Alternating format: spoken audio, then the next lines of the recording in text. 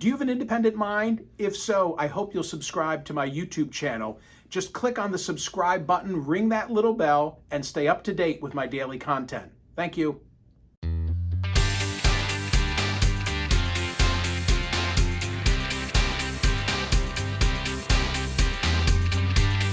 Like all of you, I woke up this morning to the news from Indianapolis, the tragic news that there'd been yet another mass shooting, in this case at a Federal Express outpost, and 8 people had lost their lives. True confession, I'm then driving very early this morning. I'm driving into my radio studio. I'm processing this breaking news, and I had to think for a moment, what was the last mass shooting in the United States? I knew we just had one. Then it occurred to me, okay, it was Colorado, it was a grocery store, and I was sort of struggling to come up with the facts. I couldn't remember the unique name of that grocery store. As a Pennsylvanian, we don't have a King Supers. But it took a while for me to piece together, that's right, it was the grocery store, King Supers, 10 people died. I had to look up the date when I got to the studio. It was March 22nd. So it was less than a month ago. And the fact that I couldn't immediately place that story is both sad and scary.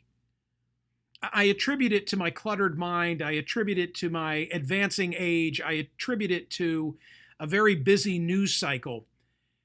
And also, frankly, that we have a tendency to so quickly move on from these stories, which is really frightening and sad.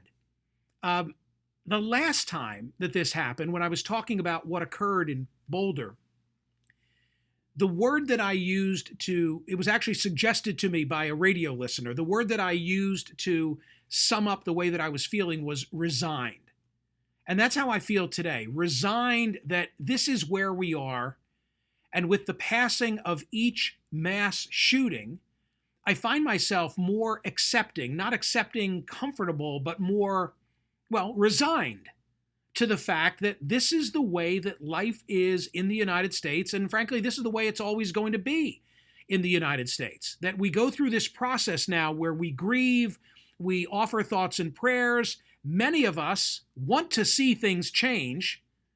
You know, we rattle our fists and our politicians rattle their fists, but we frankly lack the fundamental will to do what's necessary to bring about change.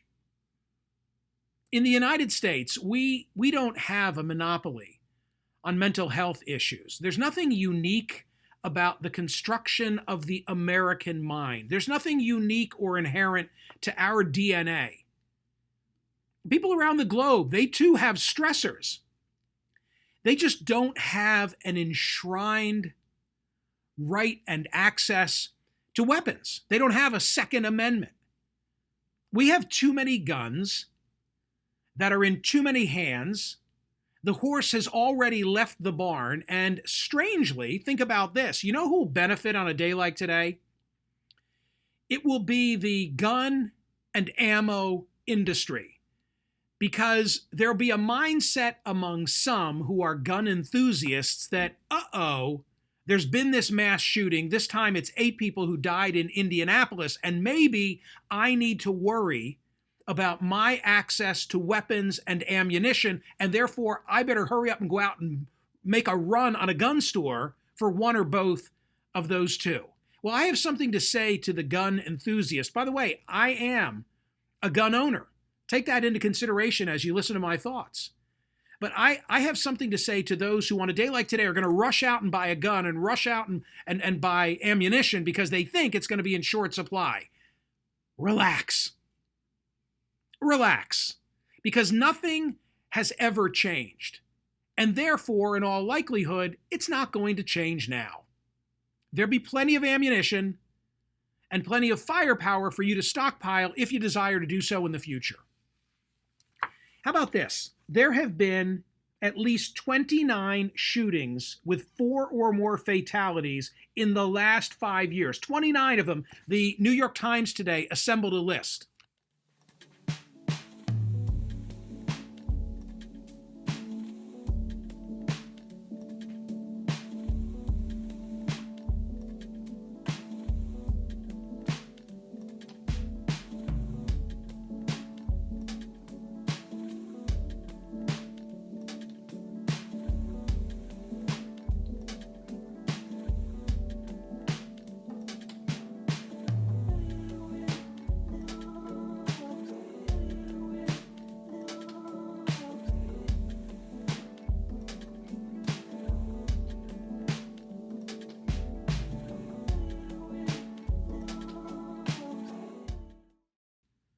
This is another way to think of my resignation, my being resigned to where we are. How many of these do you even remember? I've already discussed what transpired in Indianapolis, the grocery store in Boulder, Colorado. I think we all remember March 16, the shooting at the spas in Atlanta. 8 people, including 6 of Asian descent, lost their lives on that day. That was March 16. But do you know that on March 16, at a gas station in Springfield, Missouri, there was a shooting spree across 5 miles that left 5 people dead?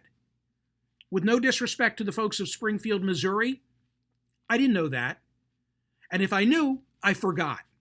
Because there are just so many of these incidents. You can't keep them all straight. August 31, 2019, drive-by shootings in Midland and Odessa, Texas. A man sped away from a mid-afternoon traffic stop, beginning a rampage across the 2 cities in which 8 people, including the gunman, were killed and 25 others were injured. I'm sorry, Texas. I don't remember. August 4, 2019, this I do recall, Dayton, Ohio, an AR-15 style rifle, gunman with body armor, killed 9 people and wounded 27 others. 2019, August 13, a Walmart in El Paso, I do have recollection of that, 23 people lost their lives. A festival, July 28 of 2019, Gilroy, California, the annual Garlic Festival. Somebody? Anybody?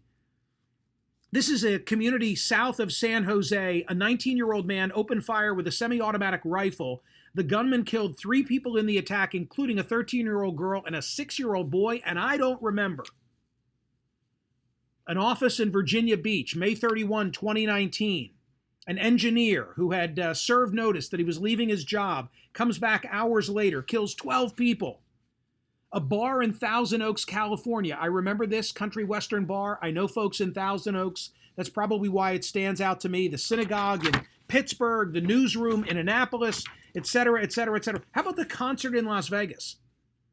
I was in Las Vegas within 48 hours after the October 1, 2017 incident to give a speech. And I remember driving by the Mandalay Bay Resort at a time when the glazers had not yet replaced the glass from which the gunman had fired his weapon or weapons, killing 58 people. And I remember driving down Las Vegas Boulevard in an Uber or a taxi or whatever the hell it was and looking up and seeing, my God, within the last 2 days, somebody firing weapons from there killed all these people over here. Dallas, Texas, July 7 of 2016. I remember that because I think a robotic device was used when there was a heavily armed sniper targeting police officers. It's scary stuff. Here's another way to think about this. And I tweeted this today, and the tweet is getting tremendous attention. What I said was this. When 6 out of 7 million develop complications after the J&J vaccine, 1 dies, the entire rollout is paused in the midst of a pandemic. But 8 die in the latest mass shooting, and nothing will change. And nothing will change. That's where we are. There'll be nothing of any consequence done. So you're watching me and you're saying to me, oh, okay, Michael, okay, big mouth, big shot, what would you do?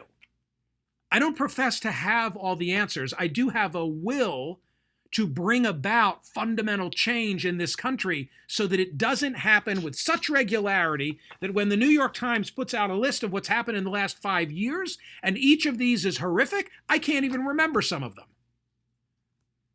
He may be a comedian, but Stephen Colbert in the aftermath of Boulder had the best idea that I've heard. He was actually responding to Senator Kennedy from Louisiana.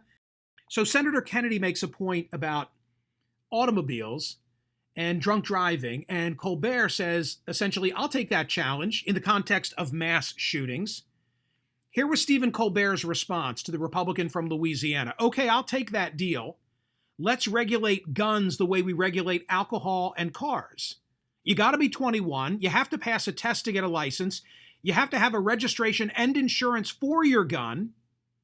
If you move to a new state, you got to do the whole damn thing all over again, and you can't go out loaded. I like Stephen Colbert's prescription for addressing the situation of mass shootings.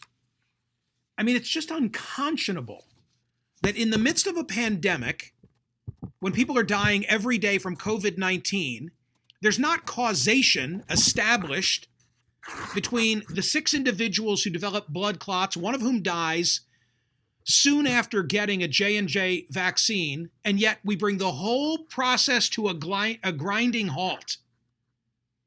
And yet here we are again with the 29th mass shooting in the last 5 years, such that I can't even keep them straight, and I'm in the news business.